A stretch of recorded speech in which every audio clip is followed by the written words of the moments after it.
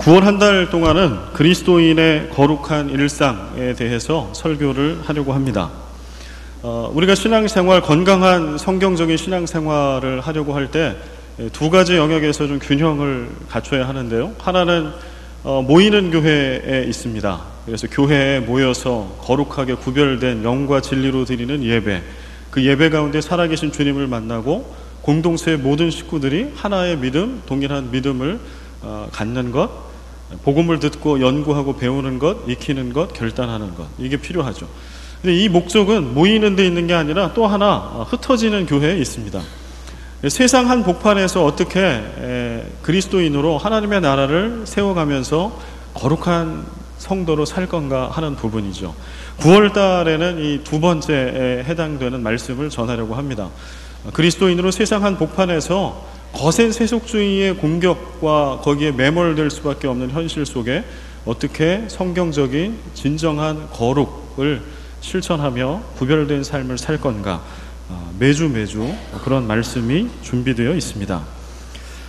그 첫 번째 주제는 술입니다.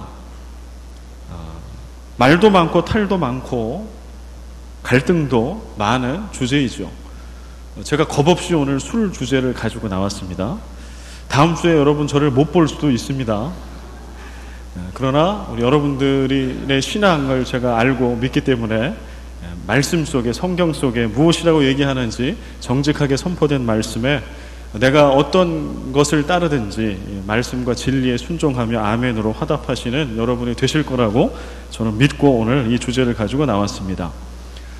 술에 대한 주제는요, 이 술에 대해서 크게 그리스도인들 안에서 이렇게 세 부류로 나누어져 있는 것 같습니다. 첫 번째는요, 절대 안 된다. 입에 대서도 안 되고 봐서도 안 되고 그 자리에 절대 가서도 안 된다라고 하는 거예요. 두 번째는 이게 좀 애매하긴 한데요, 마시는 것은 오케이. 왜냐하면 성경에 술에 대한 긍정적인 말씀도 있으니까 술 취하지 말라는 것도 있으나 긍정적인 것도 있기 때문에 마시는 건 오케이. 그러나 취하면 안 된다. 그 다음에 세 번째는 이도저도 술은 음식이고 문화인데 이게 무슨 신앙과 상관이냐, 냅둬라, 아무 상관이 없다 라고 하는 세 부류죠. 그래서 그 세 가지 부류 속에서 주류와 비주류가 나눕니다. 주류는 술을 따르는 사람들, 비주류는 술을 거부하는. 세상은 주류가 이끌어가는데 교회는 비주류가 이끌어갑니다. 중세 때 유명한 신학자 토마스 아퀴나스가 쓴 신학대전이라고 하는 책에 보면 재미난 얘기가 있어요. 당시의 중세 시대에 사람들이 어떤 것까지 고민했는가에 대한 주제가 있는데 내용이 뭔고 하니 어떤 한 공간이 있는데 그 공간 안에 천사가 몇 명까지 그 천사가 그 안에 거주할 수 있는가, 들어올 수 있는가. 여러분, 천사가 몇 명 그 방 안에 들어갈 수 있을까요? 1명? 2명? 이걸 가지고 중세 때는 심각한 신학적인 논의를 했다라고 하는 것이죠. 술로 넘어가 볼까요? 술자리에 갔습니다. 술을 채웠습니다. 토스를 했습니다. 마시진 않았어. 오케이인가요? 토스했어. 입에 넣었어. 뱉고 물로 헹궜어. 이거 죄인가요? 아닌가요? 이렇게 하면 되나 안 되나? 참 어렵습니다. 어떤 한 공간 위에 내지는 바늘기 위에 천사가 몇 명 올라갈 수 있는가를 고민했던 중세 시대처럼 오늘 한국교회와 그리스도인들은 그런 고민들을 많이 하고 있다라고 하는 생각이 듭니다. 벌써부터 오늘 본문 말씀과 또 설교 제목을 보고 남편이 술 때문에 너무 고생하고 있는 그런 아내들, 우리 여자 집사님들, 야, 잘됐다. 오늘 날이다. 오늘 내 남편이 오늘 이 설교 말씀 듣고 좀 회개하고 술 끊고 새 사람이 되었으면 좋겠다. 주님 감사합니다. 혹시 이러고 계시다면 죄송합니다. 오늘 설교 말씀의 방향이 여러분과 다를 수도 있기 때문에 그렇습니다. 그렇지만 오늘 설교가 끝나고 예배가 다 끝났을 때 주류든 비주류든 내가 어느 곳에 있든지 관계없이 복음의 말씀 가운데 진리가 우리를 자유케 하는 그 참된 자유함을 누릴 수 있기를 소원합니다. 여러분 이거 아시나요? 한국교회는 전 세계 교회 중에 술을 금지하고 있는, 더 나아가서 죄악시하고 있는 유일한 교회라는 것을. 물론 미국에도 아주 보수적인 이런 신앙을 따르고 있는 분들이나 뭐 교회는 술을 먹지 않습니다. 그러나 국가적으로 한 나라의 교회 전체가 술을 금기시하고 죄악시하는 경우는 대한민국 조국교회 한국교회가 유일합니다. 1등입니다. 그러나 이렇듯 한국교회가 전 세계에 아주 건강한 이단교회가 아닙니다. 건강한 교회들이 다 술에 대해서 신앙과 결부시키지 않고 오픈되어 있는데, 그럼에도 불구하고 유독 술에 대해서만큼은 엄격한, 거의 신앙과 진리의 버금가게 그렇게 엄격함을 유지하고 있는 것은 분명히 다른 이유가 있습니다. 기독교 초기 선교 역사에는요, 술과 담배가 허용됐습니다. 기록에 보면은 1800년대 말에 이화여고 자리에 장정승댁이라고 하는 집이 있었답니다. 정승댁이니까 되게 컸겠죠. 그 집에서 한 달에 한 번씩, 몇 달에 한 번씩 사경회가 열렸답니다. 수백 명의 이제 그리스도인들이 함께 모여서 사경회를 하는데, 말씀을 가르치고 듣고 공부하는 말씀 중심의 부흥회를 사경회라고 하죠. 그런데 이제 하루 종일 며칠을 하는데 4번 쉬었다는 거예요, 하루에. 그런데 4번 쉬는 동안에 뭐를 했는가 하니 그 사경회 주최 측에서 술과 담배를 제공했답니다. 막걸리와 담배. 그러니까 사경회 도중에 말씀 은혜 받고 막걸리 한잔하고 담배 한 대 피고, 그리고 또 다음 시간 가서 말씀 듣고. 선교 초기 역사의 한국교회는 이런 역사가 있었습니다. 이때는 술을 죄악시 금기시하지 않았습니다. 다른 세계 모든 교회들이 그렇게 하는 것처럼. 그런데 이제 계기가 있습니다. 그 시대가 구한말 아닙니까? 일본에 의해서 나라를 빼앗겼던 그러한 시대, 참 먹고 살기 힘들고 민초들이 괴롭고 어려웠던 그러한 시대, 1907년부터 국채보상운동이라고 하는 것이 시작이 되었습니다. 일본에게 1300만 원의 빚을 졌는데, 그게 꼬투리가 돼서 결국은 나라가 침탈당하고 뭐 국권이 상실된 이런 것들을 바라보면서 특별히 소수의 그리스도인들을 중심으로 해서 이 국난을 이겨가자, 어떻게 이 빚을 갚을 것인가 해서 이야기했던 것이 금연과 금주였습니다. 술을 끊고 담배를 끊어 그것을 가지고 나라가 진 빚을 갚자라고 하는 것이죠. 이것이 나중에 발전하여서 1923년 대한기독교 여자절제회라고 하는 것이 생겨났어요. 세계 기독교 여자절제회의 한국 지부 형식으로 세워졌는데요. 이 기독교 여자절제회에서 했던 일은 금주, 금연, 그 다음에 도박, 근절, 이런 걸 통해서 당시의 구한말 일제 침략 시기에 그런 시대상에 대해서 매몰돼서 낙심하고 술과 도박과 담배로 이렇게 소일하고 있었던 그러한 백성들을 깨우는 그러한 일들을 벌였던 것이죠. 이때부터 한국교회 안에는 금연, 금주, 이것이 신앙적인 모범이 되었습니다. 그 이후에 지금까지 100년 넘게 이것은 한국교회의 전통이 된 것이죠. 그래서 믿지 않는 사람들도 한국에 믿지 않는 사람들조차도 기독교인 하면 술을 안 마시는 사람이라고 하는 생각을 갖게 되었습니다. 그런데 이런 전통이 100년 넘게 있어 왔습니다. 우리 한국교회 안에. 그렇지만 또 엄연히 존재하는 역사는 교인들은 꾸준히 술을 드셔왔다라고 하는 거죠. 지금 웃고 계시는 분들은 수상합니다. 한국교회가 이런 역사를 가지고 있어요.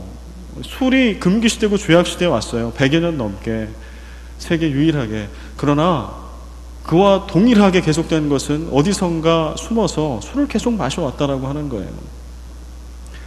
그러면 왜 그들은 술을 마셨을까요? 사실 제가 직장 생활할 때 대기업에서 한 2년 정도 직장 생활을 했는데요. 지금 기억해 보면 술을 열심히 드시면서 거룩한 성도의 참 멋진 사회생활, 회사생활을 하신 한 분이 기억이 남고요. 그 다음에 한 분은 술을 전혀 입에 대지 않으면서 그렇게 동일하게 인정받고 거룩한 그리스도인, 능력 있는 그리스도인으로 그렇게 계셨던 두 분이 기억이 납니다. 첫 번째 술을 드셨던 그분은요, 제가 일했던 그 기업에서 나중에 어디까지 올라가셨냐 하면 국내와 해외에 서비스 전체 부문을 담당하는 서비스 부문장까지 지내셨던 분입니다. 한국의 아주 유명한 감리교회의 권사님, 우리로 따지면 안수 집사님이셨고요. 뭐 주일마다 예배 꼬박꼬박 드리시고 찬양대 봉사하시고 신앙이 참 좋으셨던 분입니다. 근데 이분이 제가 일했던 그 일터에서 참 인정받으시더라고요. 능력으로나 인품으로나 부하 직원 사랑으로 잘 의리 있게 보듬어 안고 끝까지 끌어냈던, 주로 여러 가지를 갖췄던, 그래서 그 기업에서 5손가락 안에 드는 그러한 자리에까지 올라가신 거겠죠. 그러나 또 다른 한 분은 전혀 다른 분이에요. 이분은 신우회 회장까지 하셨던 분인데, 이분이 제가 신입사원으로 있을 때 차장이었습니다. 제가 퇴사할 때 그때가 막 이 승진 케이스였는데 모두 다 얘기를 하기를 이분은 절대 승진을 못할 거다, 부장 승진 못할 거라고 얘기했습니다. 이유는 하나죠. 능력도 좋고 인품도 좋지만 술을 안 먹으니까. 그래서 대인관계에 리더십에 문제가 있기 때문에 이분은 떨어질 거라고. 근데 제가 나중에, 지금도 연락을 가끔 하고 있는 분인데, 이분이 부장이 되셨어요. 부장 승진을 하셨습니다. 여러 가지로 회사 안에서도 능력을 인정받고 그리스도인으로서도 전혀 손색이 없는 두 분입니다. 신실한 그리스도인 중에도 술을 드시는 분이 많이 있습니다. 그들은 왜 술을 먹을까요? 왜냐하면 스스로 술이 나쁘지 않다라고 생각하기 때문입니다. 실제로 술 자체는 나쁜 것이 아닙니다. 그럼 술은 좋은 겁니까? 그것도 아닙니다. 술에 대해서 찾아보면 나쁜 얘기 반, 좋은 얘기 반 있습니다. 그래서 오늘 주일 예배고 설교지만 앞에 부분에는 그냥 인류 역사를 통해서 술에 대한 긍정과 부정에 대한 그런 격언들을, 그런 생각들을 나누려고 합니다. 뒷부분에는 오늘은 주일 예배고 저는 목사이니까 하나님의 말씀으로 들어와서 성경은 술에 대해서 무엇을 얘기하고 있는가, 그 진리를 파헤쳐 보도록 하겠습니다. 먼저 성경 밖에 인류 역사를 통해서 술에 대해서 부정적으로 얘기됐던 격언들을 좀 보겠습니다. 서양 속담입니다. 여인과 돈과 술에는 즐거움과 독이 함께 존재한다. 우리 형제님들 동의하십니까? 여인이 나와서 여인, 돈, 술 셋 다 즐거워요. 맞는 것 같습니다. 그러나 독이 함께 있어. 그래서 위험하다라고 얘기합니다. 탈무드에 나오는 이야기입니다. 술이 머리에 들어가면 비밀이 나가버린다. 술이 한 잔 들어가면은 다 견고하게 이렇게 딱 있던 것들이 이제 다 무장 해제가 되죠. 그리고 평소에 하지 못했던 넋두리도 하고 불평도 하고 모든 얘기들을 다 할 수 있게 되죠. 다음에 이건 불교입니다. 불교의 팔만대장경에 각인되어 있는 이야기라고 합니다. 술은 번뇌의 아버지요 더러운 것의 어미다. 술에 대해서 부정적으로 쓰고 있는 것이죠. 마지막 것이 저는 좀 가슴에 와닿았는데 아마 여러분도 다 동의할 거라고 생각합니다. 풀러라고 하는 사상가가 이렇게 얘기했습니다. 바다에 빠져 죽은 사람보다 인류 역사를 통틀어 술에 빠져 죽은 사람이 훨씬 더 많다. 아멘인 것 같습니다. 아마도 카운트를 안 해봐서 그렇지 이거를 갖다가 다 카운트했다고 그러면 바다에 빠져 죽은 사람, 사고로 죽은 사람보다 술독에 빠져서 인생 망치고 가정 망친 사람 훨씬 더 많을 겁니다. 그러면 부정적인 것만 있을까요? 인류는 인류 역사를 통해 술의 역사가 같이 왔다라고 하면 부정적인 것들만 얘기했을까요? 그러면 왜 술을 마실까요? 긍정적인 것도 있습니다. 허버트라고 하는 시인은 이렇게 얘기합니다. 술이 들어가면 지혜가 나온다. 예술가들 중에 술고래가 참 많이 있습니다. 왜냐하면 술이 들어가면 문학가들은 이게 창의성, 창작성이 나와요. 예술가들은 그 전에 갇혀 있었던 자아에서 좀 벗어나서 뭔가 작품이 나온다라고 하는 것이죠. 술이 들어가면 지혜가 나온다. 아마도 이 자리에 예술을 하시는 분이 있다면 아마 고개가 끄덕거려지지 않을까 생각이 됩니다. 동일한 탈무드에 나와 있는 이야기입니다. 탈무드는 술에 대한 부정과 긍정을 다 담고 있는데요.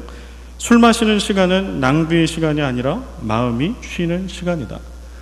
때때로 인생을 살면서 마음이 지치고 의지할 데가 없을 때 술을 한 잔 마시는 것은 낭비가 아니라 오히려 마음과 영혼에 쉼을 주는 그런 거라고 탈무드는 이야기합니다.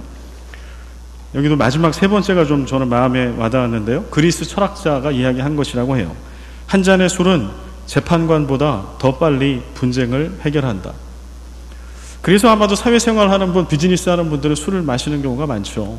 한 잔의 술을 앞두고 이렇게 나누다 보면 해결되지 않을 비즈니스 계약이 체결되기도 하고 서로 멱살을 붙들고 싸워도 해결이 되지 않을 것 같은 일들이 술 한 잔에 털털 털어버리고 해결이 되는 일들도 많이 있습니다. 그러면 성경은 뭐라고 얘기할까요? 세상의 술에 대한 것은 양면성이에요. 긍정과 부정의 양면성이 다 있다라고 하는 겁니다. 그러면 성경은 뭐라고 얘기할까요? 놀랍게도 성경 안에도 술에 대한 양면성이 다 기록되어 있습니다. 술에 대한 긍정과 부정이 다 있다라고 하는 것이죠. 술에 대한 긍정적 말씀들을 한번 보도록 하겠습니다. 시편 104편 15절의 말씀 같이 한번 읽어보겠습니다. 사람의 마음을 기쁘게 하는 포도주와 사람의 얼굴을 윤택하게 하는 기름과 사람의 마음을 힘있게 하는 양식을 주셨도다. 하나님이 복으로 이런 것들을 주셨다는 거예요. 사람의 마음을 기쁘게 하는 포도주를 복으로 주셨다. 전도서 9장 7절 즐거운 마음으로 내 포도주를 마실지어다. 하나님께서 주신 복이라는 거예요. 그걸 누리라고 얘기합니다. 신명기 7장 13절 말씀 내 소생에게 은혜를 베푸시며 내 토지 소산과 곡식과 포도주와 기름을 풍성하게 하시고. 구약 성경은 동일하게 곡식, 포도주, 기름 이 세 가지를 하나님께서 주시는 복으로 얘기합니다. 포도주도 복 중에 하나로 들어있어요. 이걸 포도주스라고 애써 해석하려고 하면 2단, 3단으로 갈 수 있습니다. 성경은 그냥 포도주를 얘기하는 겁니다. 하나님이 주시는 복. 구약은 공히 이 세 가지를 얘기하는데 그 중에 하나는 포도주. 여러분 다윗이 고백했던 고백 중에 내 잔이 넘치나이다 라고 하는 고백이 있습니다. 제가 퀴즈를 내겠습니다. 다윗이 내 잔이 넘치나이다 라고 할 때 그 잔은 물잔이었을까요? 1번 2번 포도주잔, 술잔 3번 포도주스잔 뭘까요? 뭐였을까요? 웃으시는 거 보니까 답을 아시는 것 같습니다. 다윗이 내 잔이 넘치나이다 라고 하는 것은 부정적인 의미로 하는 것이 아닙니다. 하나님께서 나를 이렇게 복 주셨다, 나와 함께 하신다라고 고백할 때 그가 고백했던 것은 내 술잔이 넘치나이다 라고 하는 고백이었습니다. 왜냐하면 구약에서는 포도주가 풍성한 포도주가 하나님의 복 주심의 결과였으니까. 신약으로 넘어오면은요, 우리가 잘 아는 요한복음 2장의 가나의 혼인잔치 사건이 있습니다. 이거는 엄청난 사건입니다. 예수님께서 물을 그냥 놔두시면 되는데 그 물을 포도주로 만드신 사건이에요. 근데 이거를 양으로 제가 환산을 해봤어요. 6항아리인데요. 항아리 하나당 60에서 90리터가 들어간다고 합니다. 곱하기를 하고 나눠봤어요. 와인병 하나가 750ml 맞나요? 요걸로 한번 나눠봤더니 500병에서 700병. 큰일 났습니다. 예수님께서 포도주가 떨어진 혼인잔치에 자그마치 포도주를 500병, 700병 괴짝으로 트럭으로 지금 갖다 놓은 거예요. 어떤 분들은 그렇게 얘기합니다. 그것은 포도주가 아니라 포도주스일 것이라고. 그러나 그렇지 않습니다. 왜냐하면 그 말씀에 뒤에 보면 사람들이 다 얘기합니다. 사람들은 이런 잔치가 있을 때 처음에는 좋은 포도주를 내다가 사람들이 잔치에 흥에 겨워 취할 때는 나쁜 포도주를 내는데 이 집은 어떻게 뒤로 갈수록 더 좋은 포도주를 내는가? 술꾼들이 하는 이야기입니다. 맞을 겁니다. 포도주가 분명합니다. 그 말씀의 끝은 이렇게 이야기합니다. 예수께서 11절에 예수께서 이 첫 표적을 갈릴리 가나에서 행하여 그의 영광을 나타내심에 제자들이 그를 믿으니라. 예수님은 술을 트럭으로 괴짝으로 갖다 놓으시고 주님의 영광을 나타내셨고 제자들은 그 사건 때문에 예수님을 믿게 되었습니다. 하필이면 술 때문에. 마태복음과 누가복음에 보면 예수님의 별명이 나와요. 먹기를 탐하고 포도주를 즐기는 사람. 퀴즈. 예수님은 포도주를 드셨을까요? 안 드셨을까요? 혹자는 그렇게 얘기합니다. 예수님이 드신 것은 포도주스일 거라고. 그러나 그렇지 않습니다. 성경 말씀에 그런 문구가 없습니다. 그리고 포도주로 썼던 그 헬라어 단어는 포도주가 맞습니다. 예수님은 분명히 포도주를 드셨습니다. 성경에서조차도 술에 대해 좋게 얘기하는 부분이 있습니다. 아니, 많이 있습니다. 그렇기 때문에 성경이 술을 금하니까 술은 안 된다라고 우리는 말해서는 안 됩니다. 극단적으로 얘기할 부분이 아닌 겁니다. 교회는 술을 마시지 말라고, 술을 먹는 것은 죄라고, 그렇게 하는 것은 그리스도인의 거룩함이 아니라고 말하기 전에 사람들이 왜 술을 마시는지를 이해해야 할 것입니다. 그리고 그것에서부터 다시 말씀으로 들어가 진정한 거룩함이 무엇인지를 깨닫고 그렇게 살아야 할 것입니다. 그렇다면 사람들은 왜 술을 마시고 술에 취할까요? 성경이 그 이유를 이야기해주고 있습니다. 오늘 잠언 23장에 읽었던 본문 뒤에 35절 말씀에 있는데 한번 같이 읽어볼까요? 잠언 23장 35절 내가 스스로 말하기를 사람이 나를 때려도 나는 아프지 아니하고 나를 상하게 하여도 내게 감각이 없도다. 내가 언제나 깰까 다시 술을 찾겠다 하리라. 지금 술에 취한 술꾼이 얘기하는 겁니다. 세상을 살아가다 보니까 억울하게 두드러 맞는 때도 있고 아프고 고통스러운 때가 있는데 술을 마시고 취하면 감각이 무뎌지고 없어져서 그 고통과 억울함과 아픔을 잊을 수 있다라고 하는 거예요. 그래서 술을 마시고 취한다라고 잠언은 이야기합니다. 그러나 그것은 옳은 것이 아니다라고 이야기하는 맥락에서 왜 술을 마시는가를 설명하고 있는 것이죠. 때려도 아프지 않고 상하게 하여도 감각이 없는, 그래서 세상의 모든 시름과 내 삶의 고통을 잠시 잊을 수 있는 그것 때문에 사람들은 대부분 술을 마십니다. 물론 다른 이유도 있겠지만 험한 세상 가운데 하나의 생존법일 겁니다. 오늘 본문 말씀 29절 30절에 보면 술에 잠긴 자, 혼합한 술을 찾는 자의 얘기가 나와요. 술에 잠긴 자는 술에 취한 자고요. 혼합한 술은 성경에 폭탄주 얘기가 있는 것을 저는 처음 알았습니다. 이 혼합한 술은 폭탄주입니다. 이것저것 섞은 거예요. 왜냐하면 빨리 취하게 하기 위해서. 왜 빨리 취할까요? 그것이 29절에 재앙, 근심, 분쟁, 원망, 술 취하면 다 이렇게 된다는 거예요. 재앙이 생기고 근심이 생기고 분쟁이 생기고 원망이 생길지라도 사람들은 폭탄주를 만들어 돌려서 마시는 한이 있더라도 자꾸 취한다는 거죠. 왜요? 삶의 고통과 아픔을 이길 방법을 술 취해서 있는 것밖에는 모르는 겁니다. 그래서 술에 취해 그것을 이깁니다. 제가 이렇게 이쯤 얘기하면 여러분들 아마 이런 오해를 하실 수도 있습니다. 아, 문영채 목사는 술을 참 좋아하는가 보다. 죄송합니다. 저는 술을 참 증오합니다. 이것은 제 개인적인 삶의 경험 때문에 그래요. 지난 12월에 하나님 나라 가신 우리 아버지, 제 어머니와 저는 저희 아버지와 함께 살면서 평생 술 때문에 고난받고 고통 가운데 살았습니다. 지금도 기억이 지워버리고 싶은 기억 중에 하나는 어릴 때 아버지가 술 취해서 오시면 늘 저를 깨웠던 기억. 온 가족을 다 깨워요. 술을 좀 즐겨 드시는 분들 좀 물어보고 싶어요. 왜 그런 겁니까? 그냥 주무시면 안 됩니까? 꼭 깨우셨어요. 그래서 새벽 2시고 3시고 일어나서 레파토리 테이프 돌아가는 그 소리를 들어야 했습니다. 참 괴로웠습니다. 아버지가 술 취해서 늦게까지 안 돌아오시면 제가 가장 하기 싫었던 것 중에 하나, 저희 어머니께서 저를 데리고 술집을 다니시는 겁니다. 어머니가 가면 혼나니까 어린 저를 데리고 앞장서서 술집에 가면 아버지가 개면쩍고 미안해서 나오신다는 거죠. 너무 싫었습니다.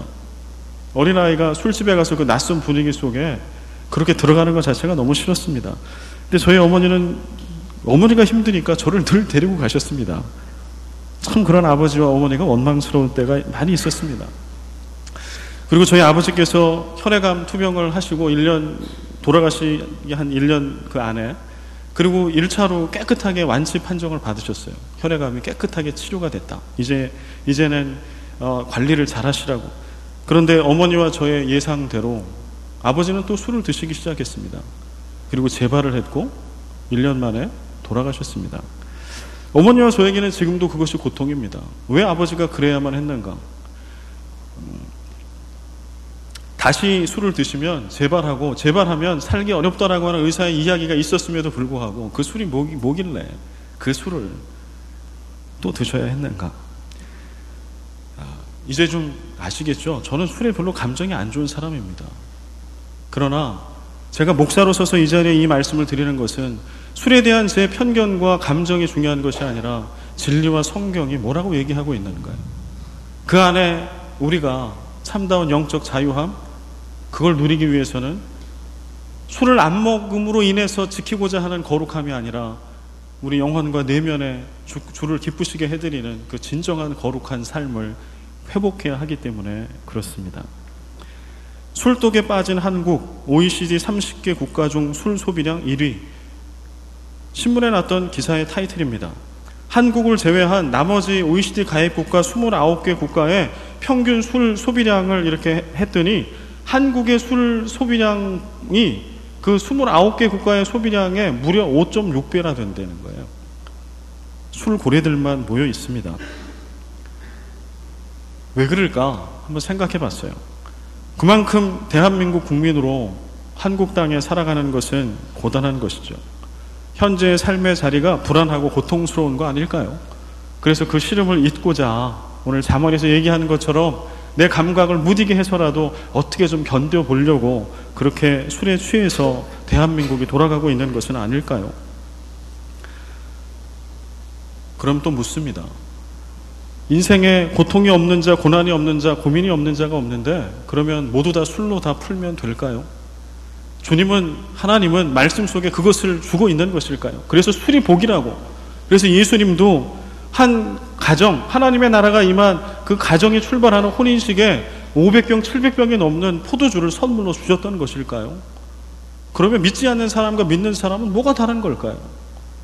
술로 모든 고민을 잊고 아픔을 잊고 그렇게 살아간다라고 하면 무엇이 다른 걸까요? 로마서 13장 13절과 14절 말씀 같이 한번 읽겠습니다. 낮에와 같이 단정히 행하고 방탕하거나 술 취하지 말며 음란하거나 호색하지 말며 다투거나 시기하지 말고 오직 주 예수 그리스도로 옷 입고 정욕을 위하여 육신의 일을 도모하지 말라. 누가복음 21장 34절, 베드로전서, 고린도전서, 갈라디아서 계속되는 말씀에 로마서의 말씀과 동일한 말씀을 줘요. 그건 무엇인고 하니 술 취하는 것만 이야기하지 않고요, 동일하게 여러 개를 얘기합니다. 술 취함, 방탕, 음란, 탐욕, 우상숭배, 이 모든 것이 무엇과 같다고요? 정욕을 위해서 육신의 일을 도모하는 것과 같다. 술 취함만 문제가 아니라 방탕과 음란과 탐욕과 우상숭배, 이 모든 것이 문제다. 왜냐하면 공통적으로 그 안에는 나만 있어요. 그 안에는 주님이 없어요. 그 안에는 하나님의 형상 닮은 이웃이 없어요. 심지어는 내 가족도 없어요.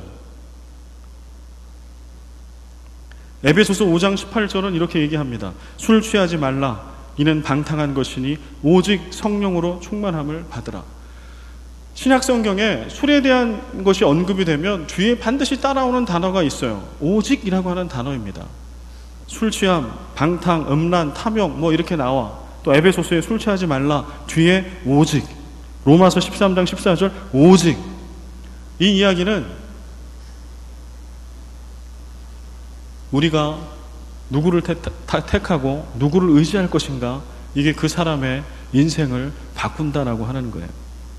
그래서 오직 주 예수 그리스도로 옷을 입어야 하고 오직 성령으로 충만함을 받아야 다른 어떤 것이 내 인생의 주인이 되지 않는 하나님이 주인 되시는 거룩한 삶을 살 수 있다, 성경은 이야기합니다. 우리는 더 이상 술을 마시니까, 당신은 담배를 피니까 교회를 나올 수 없습니다. 끊고 나오십시오. 술을 마시니 당신은 직분을 받을 자격이 없습니다.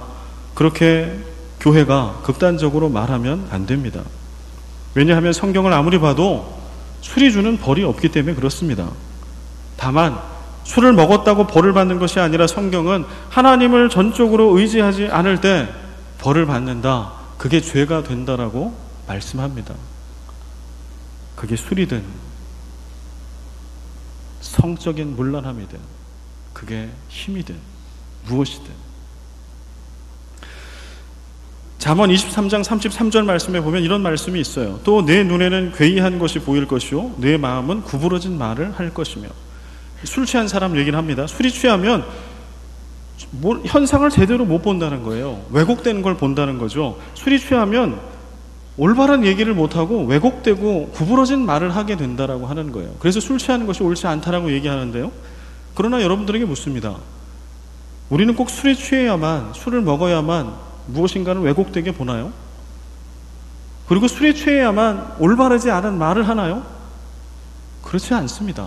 술이 아니라 다른 어떤 것, 세상의 정신, 세속주의, 돈과 섹스와 권력과 양적 성장과 다른 어떤 것에도 우리는 취합니다. 그러면 진리와 진실이 왜곡되어 보입니다. 그리고 굽은 말을 하게 되어 있습니다. 모두가 다 문제입니다. 하나님 말을 의지하지 않고 술을 통해 고통을 잊으려고 하는 것, 동일하게 돈과 성적인 쾌락과 권력과 다른 어떠한 중독, 이런 것들로 하나님 대신에 이런 것들을 택해서 내 인생을 어떻게 이어가 보겠다라고 하는 모든 것, 이것은 분명한 죄악입니다. 그래서 술에 취하는 것, 술을 먹는 것, 우리가 이것을 정죄하려면, 그래서 직분을 주지 않고 박탈하려고 한다면 우리는 돈을 탐하는 목사를 면직해야 할 것입니다. 돈이 그 인생의 술처럼 주인되는, 그래서 올바로 보지 못하고 올바로 생각하지 못하는 그런 권사, 그런 장로, 그런 집사 파면해야 할 것입니다. 성적인 쾌락에 빠져 교회를 흔들게 하고 교회를 무너뜨릴 얼마나 많은 목사가 있습니까? 교회 지도자들이 있습니까? 그들은 다 파면당에 마땅합니다. 거기에 암묵적으로 동의했던 모든 그리스도인들도 파면되고 벌받아야 마땅할 것입니다. 그러나 그렇지 않은 거예요. 술을 먹은 결과가 아니라 하나님을 의지하지 않은 결과가 재앙이요, 근심이요, 상처라고 성경은 이야기하고 있기 때문에 그렇습니다. 인생의 문제를 술에 내지는 다른 어떤 것, 돈과 권력과 다른 어떤 쾌락과 어떠한 것에 맡기지 마십시오. 왜냐하면 우리는 그리스도인들이지 않습니까? 예수 그리스도의 옷을 입으십시오. 성경에서 얘기하는 말씀과 복음과 주님이 가르쳐 주신 방법으로 주님께 의지하며 여러분의 삶의 문제, 가정의 문제, 비즈니스의 문제, 세상의 문제를 풀어가기 위해서 애쓰십시오. 때때로 더딜 겁니다. 때때로 어떤 것에 여러분이 빠져서 그것에 재미에 쏠쏠 빠져 한번 있는 것이 훨씬 더 편할 수도 있습니다. 그러나 그 길 말고 주님이 말씀하신 길, 그것 말고 오직 주님을 붙들고 오직 성령 충만함을 사모하며 삶의 문제를 주님께 맡기고 의지하는 여러분과 제가 되기를 간절히 소망합니다. 우리 삶의 문제를 풀어주실 유일한 한 분은 예수 그리스도, 하나님 한 분밖에 없어요. 성령님 한 분밖에 없어요. 삶의 모든 문제를 하나님께 아뢰고 주님께서 풀어주시기를 기도하며 거룩한, 진정한 거룩한 삶을 살아내는 새생명 가족 모두가 되시기를 간절히 소원하며 축복합니다.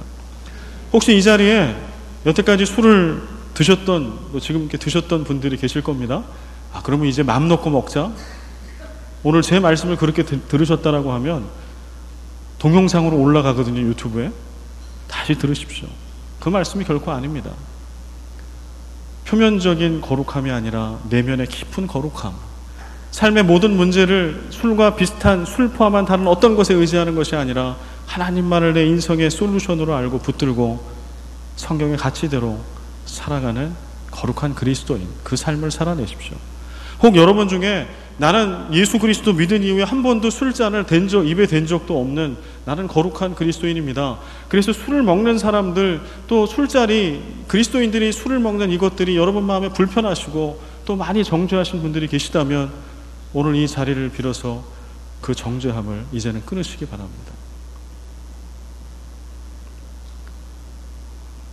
술을 먹고 안 먹고가 문제가 아니라 하나님을 의지하느냐 안 하느냐, 다른 어떤 것을 붙드느냐가 문제이기 때문에 그렇습니다. 넓은 마음으로 진리 안에 참 자유를 누리는 여러분 되시기를 바랍니다. 아버지 하나님, 복음과 말씀 속에 들어가면 우리가 술에 대해 어떠한 노선을 따르든 우리 모두 다 죄인임을 발견하게 됩니다. 우리는 하나님 앞에 다 죄인입니다. 거룩할 수 없습니다. 오직 예수 그리스도를 믿는 믿음만으로, 예수 그리스도의 옷을 입는 것을 통하여, 오직 성령 충만함을 통하여 세상에 술을 포함한 다른 어떤 것을 붙들지 아니하고 주님을 주인 삼아 살아갈 수 있는 그러한 연약한 자들입니다. 주님, 서로가 서로를 정죄하는 것 이제 그치게 하여 주옵소서. 그의 내면을 바라보게 하시고 오늘도 그를 통하여 새롭게 일하실 주님을 바라보게 하시고, 그러나 오늘도 다른 어떤 것들을 의지하여 하나님 내려놓았던 이들이 있다면 회개와 결단을 통해 거룩한 성도의 그 삶과 능력을 회복시켜 주옵소서. 이제는 우리 주 예수 그리스도의 은혜와 아버지 하나님의 끝없는 사랑과 성령의 교통하심과 역사하심이 하나님 한 분만을 붙들며 예수 그리스도의 옷을 입고 진실로 거룩한 성도의 삶, 하나님의 나라를 세워가는 삶을 살기로 다짐하는 예배 가운데 나온 모든 주의 백성들 머리 위에 이제와 영원히 항상 함께 계시기를 간절히 축원하옵나이다.